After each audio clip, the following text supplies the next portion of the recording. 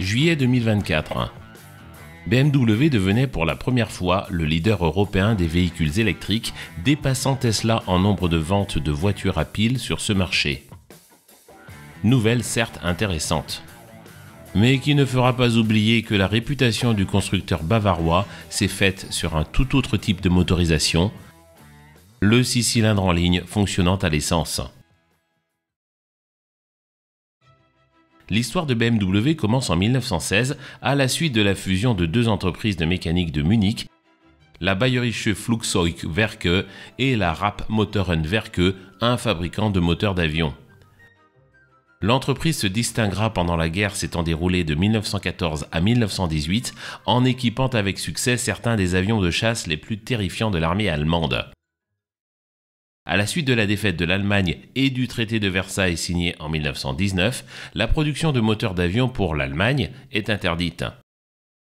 L'entreprise choisit donc de se reconvertir dans la fabrication de motocyclettes puis d'automobiles. La 320, première voiture entièrement conçue et produite par la marque et équipée d'un modeste moteur 4 cylindres, voit le jour en 1932. Mais dès l'année suivante sera présentée celle qui posera les bases de ce qui fera vibrer les BMistes durant les 80 ans à venir. La 303. On notera l'introduction de la fameuse calandre arborant le double haricot, mais aussi, sur le plan mécanique, l'introduction du fameux moteur d'architecture 6 cylindres en ligne. Rappel. Doté de pistons se déplaçant selon un mouvement de va-et-vient dans un cylindre, le cœur d'un moteur à combustion interne se nomme chambre de combustion. Son fonctionnement se déroule sur un cycle divisé en 4 temps. Les voici. Admission, compression, combustion, échappement. Le mouvement linéaire alternatif du piston créé par les différents cycles de combustion dans le cylindre est transformé en mouvement rotatif par l'intermédiaire d'un système comprenant une bielle en liaison pivot d'un côté au piston et de l'autre au maneton d'une pièce semblable dans son fonctionnement à une manivelle, le vilebrequin. Le couple transmis en sortie de vilebrequin est proportionnel au niveau d'énergie libéré lors des combustions successives. Comme l'on peut s'y attendre, la pression à l'intérieur du cylindre varie fortement durant chacune des 4 phases. En miroir, le couple ainsi que la vitesse de rotation en sortie de vilebrequin subissent donc également des variations périodiques. Ces variations de couple durant la combustion sont à l'origine de phénomènes vibratoires appelés acyclisme de combustion. Passer de 1 à plusieurs cylindres permet de réduire le couple unitaire généré à chaque combustion tout en préservant le couple total délivré par le moteur. Et donc, à mesure que le nombre de cylindres augmente, chaque combustion générant moins d'énergie et le nombre de combustions étant plus élevé, il s'ensuit un phénomène de lissage des acyclismes transmis à la transmission. Les multiples cylindres peuvent être disposés en ligne, en V, à plat, ou encore en W. Le cas qui nous intéresse aujourd'hui est la configuration 6 cylindres en ligne. Cette disposition rassemble de nombreux avantages. Premier d'entre eux, une architecture naturellement équilibrée. Car il faut savoir qu'aux acyclismes de combustion s'ajoute un autre type d'acyclisme moins connu, les acyclismes de configuration. Ces derniers sont liés à la géométrie du moteur. Les paramètres entrant en jeu sont les suivants. Le premier, la disposition et le nombre des cylindres. Comme l'on peut s'y attendre, le choix de chaque configuration induit des déséquilibres mécaniques générés par la rotation seule du vilebrequin, ainsi que le déplacement des pistons et bielles, et ce même en l'absence totale de combustion. Deuxième paramètre, la séquence d'allumage retenue par les ingénieurs développement. Focalisons-nous sur l'architecture 6 en ligne. Un moteur 6 en ligne peut être considéré comme 2 moteurs 3 cylindres en ligne accolés l'un à l'autre. Parmi les déséquilibres intrinsèques de l'architecture 3 en ligne, le plus dérangeant est sans aucun doute le problème de bascule de bout en bout.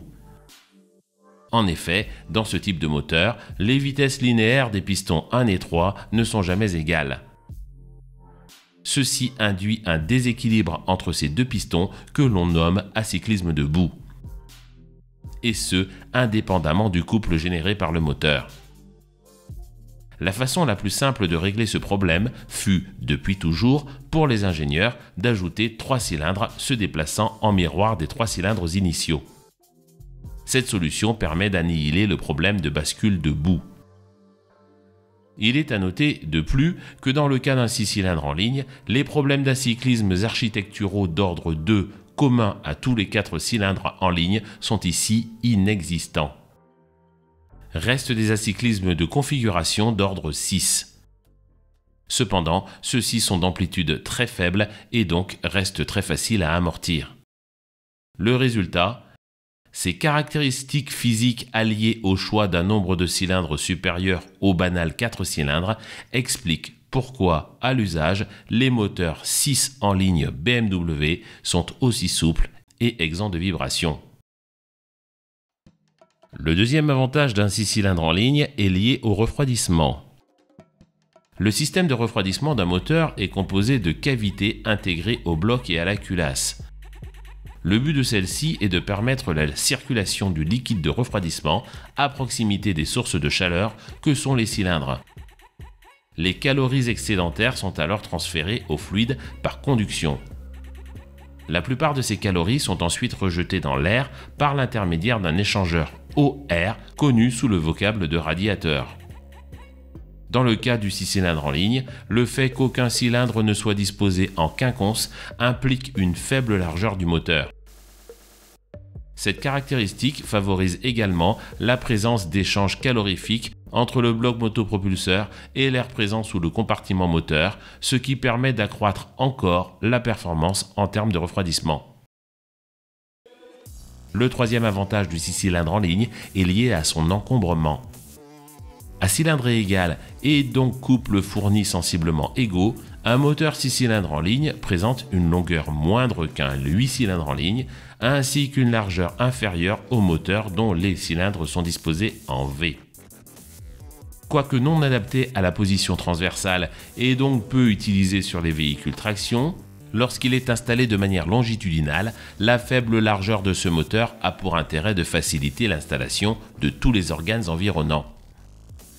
Candidat idéal aux véhicules de type propulsion, il n'est dès lors pas étonnant de le retrouver sous le capot de nombre de BMW. Le quatrième avantage du moteur 6 cylindres en ligne se rapporte au coût de fabrication.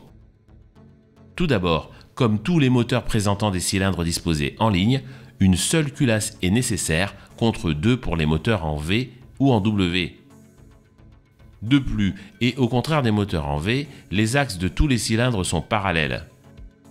Ceci permet de simplifier la conception et la mise au point des machines d'usinage et de rectification du bloc moteur, et donc de diminuer les prix d'achat de celles-ci, ainsi que des outils associés, et finalement de réduire les temps et coûts de production. Si BMW ne fut certes pas le premier ni le seul constructeur à faire usage de ce type de configuration, la marque bavaroise s'est démarquée de la concurrence sur un point essentiel, les performances de ses 6 cylindres en ligne. L'histoire commence, on l'a vu, avec le moteur de référence M78 monté sur la 303 en 1933. Cubant 1173 cm3, il délivrait modestement 30 chevaux à 4000 tours par minute. Quelques années plus tard, BMW présentera le moteur de type M328. Quoique dérivé du bloc précédent, la cylindrée bondissait pour atteindre 2 litres. Ce moteur proposait également une forte augmentation de puissance, celle-ci s'établissant désormais à 79 chevaux à 5000 tours par minute. Nouveauté marquante, la culasse était désormais fabriquée en aluminium et les chambres de combustion étaient de type hémisphérique. Les 3 principaux avantages d'une culasse hémisphérique sont les suivants. Le premier, la géométrie de la culasse hémisphérique facilite un meilleur flux d'air entrant et sortant de la chambre de combustion. Cette conception permet d'utiliser des soupapes plus grandes, ce qui améliore l'efficacité volumétrique du moteur. Deuxième avantage, la forme hémisphérique de la chambre de combustion permet une distribution uniforme du mélange air-carburant. cela favorise une combustion plus complète et efficace, ce qui permet d'augmenter la puissance et de réduire les émissions de polluants. Troisième avantage, la forme hémisphérique contribue à réduire le risque de cliquetis, phénomène indésirable et dangereux pour le moteur, voyant le carburant s'enflammer de manière incontrôlée et anarchique. Ceci est dû à la meilleure répartition de la chaleur et à la réduction des points chauds dans la chambre de combustion lorsque celle-ci est de forme hémisphérique. Le moteur M328 continuera sa carrière après 1945, ayant été monté, entre autres, sous le capot de certaines versions de la berline 501. 1968, révolution. Le tout nouveau moteur M30 est présenté sous le capot de la berline E3. Sa version haute performance dénommée M06 est déclinée en 2 cylindrés. Les puissances s'envolent. 150 chevaux pour la version 2,5 litres et 170 chevaux pour le 2,8 litres. Le passage à 3 litres de cylindrée dans les années suivantes permettra à ce même moteur d'atteindre 200 chevaux. Ce fameux 6 cylindres M30 sera utilisé jusqu'en 1995. Entre-temps, il recevra divers carburateurs, plusieurs types d'injections et sera construit dans des cylindrées s'échelonnant de 2494 cm3 à 3430 cm3. Il servira même de base en 1980 au premier moteur 6 cylindres turbocompressé de la marque, le M102, monté sous le capot de la 745i. Mais revenons quelques années plus tôt, en 1978 exactement. Cette année-là, apparaissait le moteur qui allait propulser BMW dans la cour des plus grands, le fameux M88. Tout comme le M30 dont il était dérivé, il possédait un bloc fonte et une culasse en aluminium, ainsi qu'une configuration supercarrée. Mais il recevait également un deuxième arbre à cam placé en tête, ainsi que 4 soupapes par cylindre. Mais surtout, il embarquait une solution alors vue quasi exclusivement en compétition, l'utilisation d'un papillon par cylindre et donc 6 papillons au total. Cette solution a 2 avantages. Tout d'abord, elle permet de s'assurer une section d'alimentation en air accrue. Ceci permet de limiter les pertes de charge et d'augmenter le volume d'air aspiré. Deuxième avantage, il est possible de positionner les boîtiers papillons au plus près de la soupape d'admission, ce qui a pour effet d'améliorer la réponse à l'accélération du moteur. Le M88 restera dans les annales pour ses chiffres totalement hors normes pour l'époque. Car, en effet, ses 3,5 litres de cylindrée lui permettaient de développer la puissance alors phénoménale de 286 chevaux sur ses versions série. Il fut entre autres monté sur la célèbre M1 ou quelques années plus tard sur le coupé sportif 4 places le plus emblématique des années 1980, la fameuse M635 CSI. Au début des années 1990, le constructeur, alors définitivement installé dans le paysage automobile comme spécialiste des 6 cylindres en ligne à haute performance, remettra le couvert de la plus belle des manières. Dérivé du M50 monté sur les berlines statutaires, le S50, présenté sous le capot de la M3 E36, renouait avec le niveau de puissance du M88, 286 chevaux. Le tout avec une cylindrée inférieure de 500 cm3 qui s'établissait donc à 3 litres. Si ce moteur reprenait certes nombre de solutions techniques employées sur son aîné, il s'en différenciait par l'introduction d'un système de calage variable des soupapes qui fera couler beaucoup d'encre, le fameux Vanos. Le but de ce système est de permettre une modification des diagrammes de levée des soupapes. Ceci a pour effet d'adapter la combustion de manière optimale en fonction du régime et de la charge du moteur. Le principe du Vanos est simple mais ingénieux. Un pignon à denture hélicoïdale coulisse dans un logement contenant une denture de même type. Ce coulissement a pour effet de provoquer la rotation relative des 2 pièces. C'est cette rotation qui est à l'origine du déphasage de l'arbre à cam. L'ensemble est manœuvré par un piston hydraulique. La pression d'huile est fournie par une pompe hydraulique mue par l'arbre à cam d'échappement. Le système est piloté par des électrovannes dont l'ouverture et la fermeture sont gérées par le système de contrôle moteur. Le moteur S50 évoluera quelques années plus tard.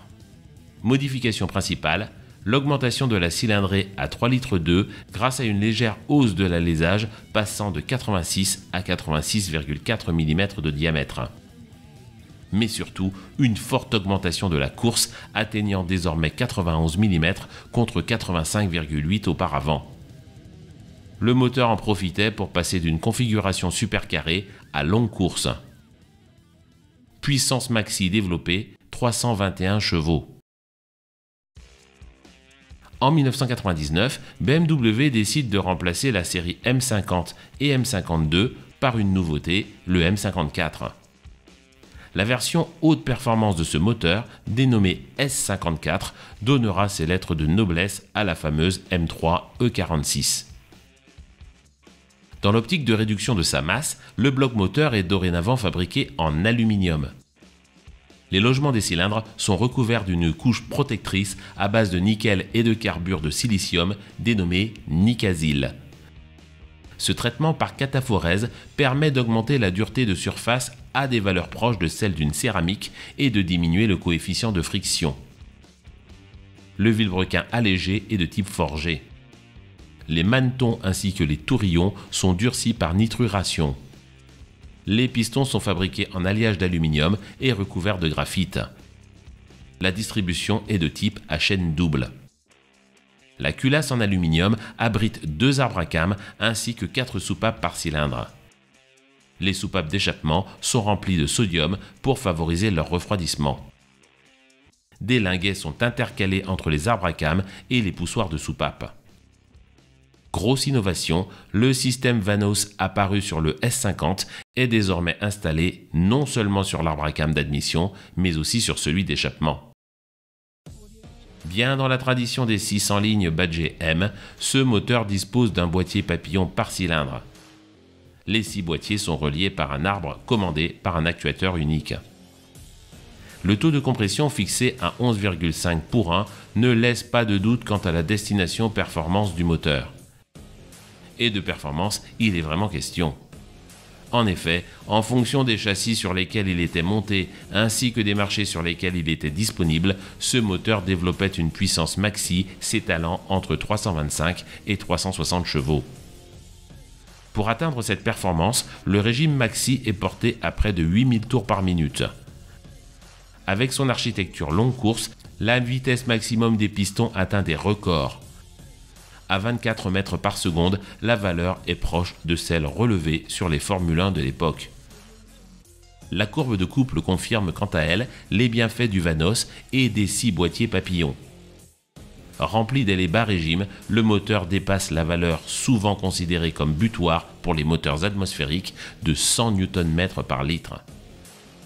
Le 6 cylindres de type S54 restera probablement pour toujours le moteur 6 cylindres en ligne atmosphérique le plus abouti du constructeur de Munich. Depuis, si aucun 6 cylindres atmosphérique de la marque n'a autant défrayé la chronique, BMW s'est toutefois fait remarquer par 2 autres moteurs exceptionnels.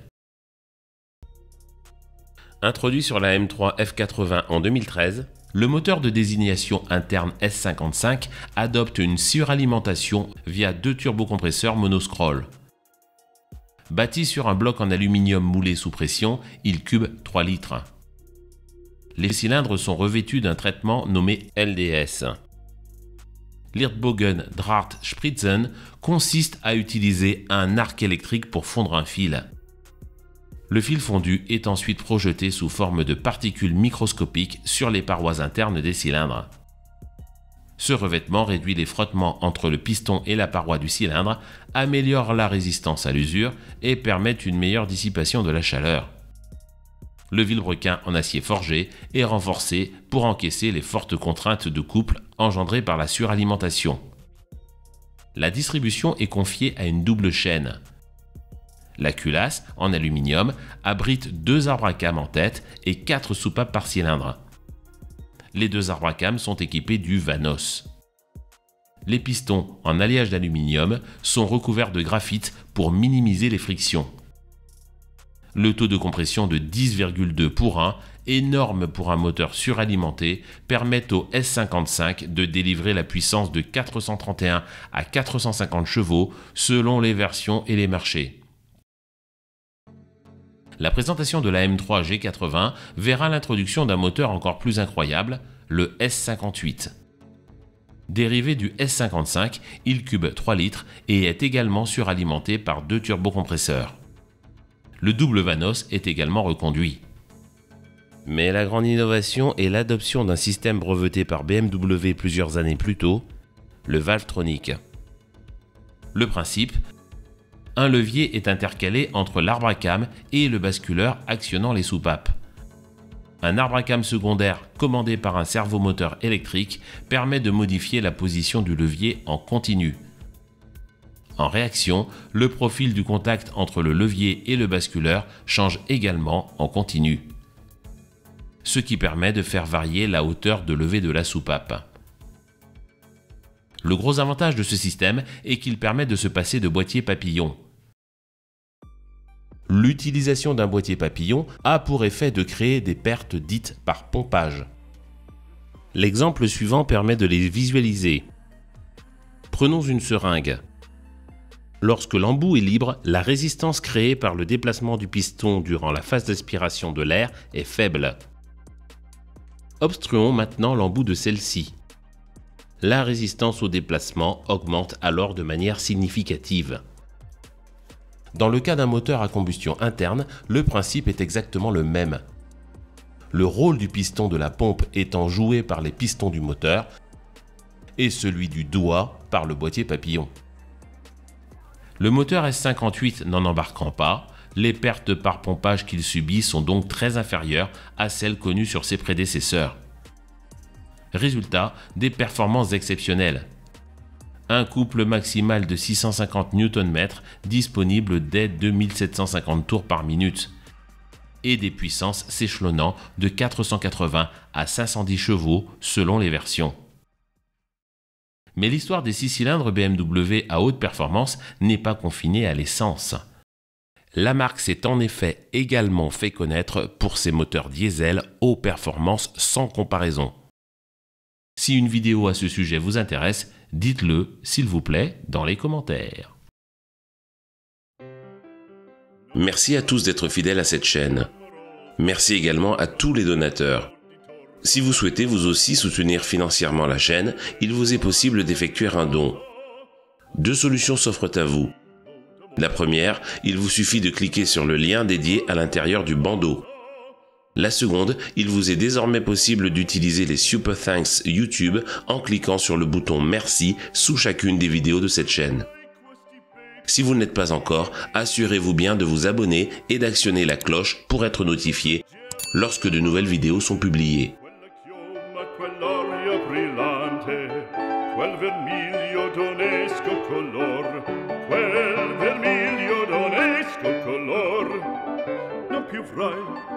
Quei penachini, quel cappello